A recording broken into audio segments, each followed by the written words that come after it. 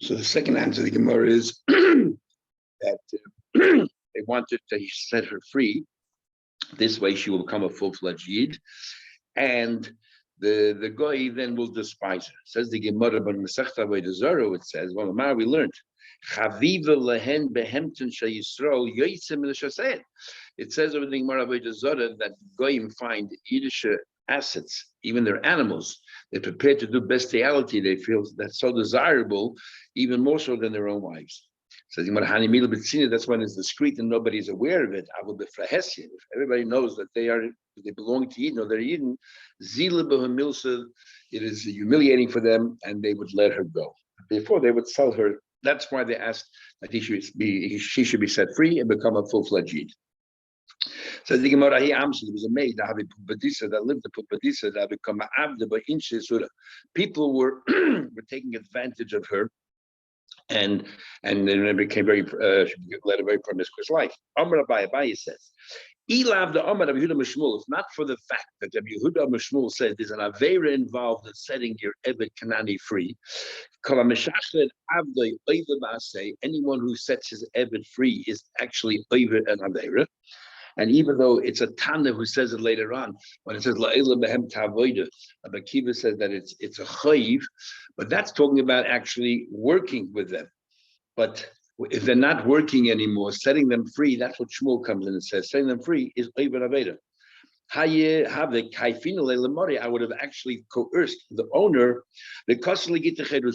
let him write her and set her free, a document that frees her, so therefore that she can marry an ordinary person and she will no longer be taken advantage of. So Abaye decided not to intervene. Ravina Amar, Ki ha Maida Rav Yehuda Mishum Milsa Desure. Ravina says Rav Yehuda would have been made in this particular instance, extenuating circumstances, because it's preventing Isra, you can. Now, when we say over here, whoever sets an Evet free or over nasei, there's a machlekes is shining whether it's mahatayda or whether it's midrabanan or it's not such an asay gomer. We actually have in the Gemara, I think Baba Kama, at the end of the first paragraph, where it says whoever calls Avram is over ba'asay. And Achreim they list a whole bunch of Gemaras where it says the word over ba'asay, and they discuss what does the Gemara mean whenever you use that expression. Does it mean asay in the Torah or nasay the Rabban? And let's say that that's the argument of Abaye and Ravina. Abaye says that it's mahatayna, therefore he wouldn't coerce it. This is not strong enough circumstance yet. And Ravina says no, it's loyal to is not nasay gomer, or like others say, it's only rabbanon, and therefore the slightest reason we will already override it and say, look, these circumstances are different. Says the Gemara. Abaye don't agree that when it involves preventing an Aveda, then we do coerce the owner to set him free. Let me ask you a question. A story with a woman, she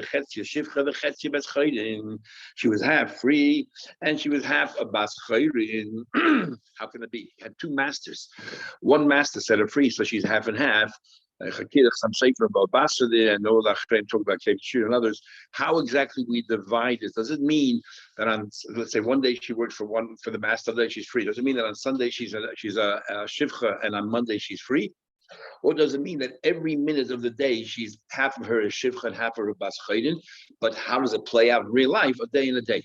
And the nafkamin is in the understanding of that. But anyway, the kof was Rabbah, because the problem is in this case here, she's half and half. She can't marry a Yiddish person because she's a shivcha. She can't marry an Eved because she's a bas chayrin. So she's in a state of limbo.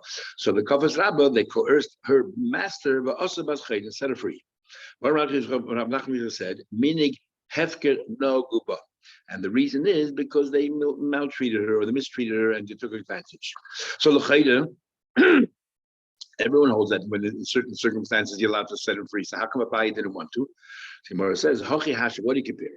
Hasam over there, there's no other option. She can't marry either one.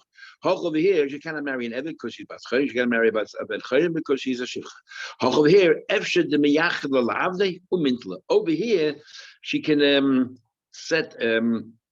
She can, in the case that Abaye was discussing, they can always set her up with an Eved, and therefore she will no longer be available, and they will not exploit her. So there is an option. However, that's not a great option because an Eved is not the same thing as marrying a Ben Chaydin. So as far as, to prevent complete, exploitation and so on. But nevertheless, Abai said that's good enough. And Ravina says, no, we still coerce to set her free. Good, let's analyze it. I'm even Mishmul. If you ever sets an Eved free, you don't even say, it says, Meisa, I'll ask you a question. Meisa says in Gemara, and we had the same Gemara in Brachas, Daf Mem Zayin.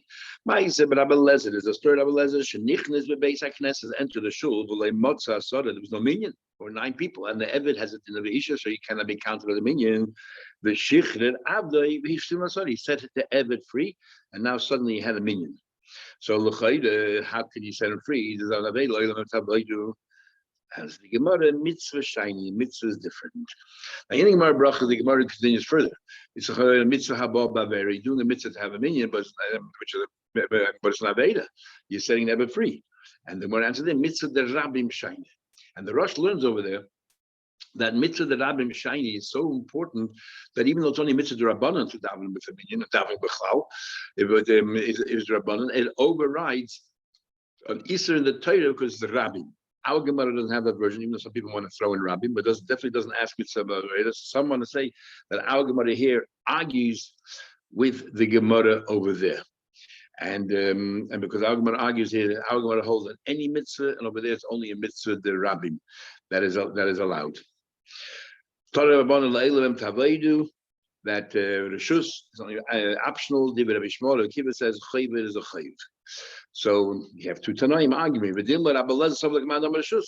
Why don't we just say Rabbi Lezer set the Eved free because he holds it's only optional? Clearly,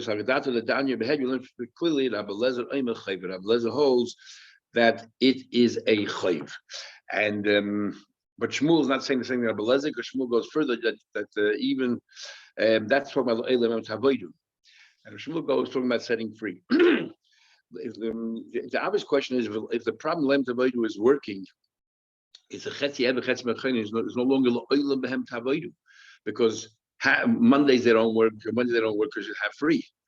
Unless Elam Tavodu is the Eved part is always working. And the only way to understand the Eved part is always working is if you learn that one day is Eved and one day Eved Chaydim. So whenever they're in Eved, they're working. So but if you learn that every minute of the day, they're both, it's both concurrent, there's an Eved and Ben Chaydim, then how do you have Le'elam Tavodim? And you have something to think about.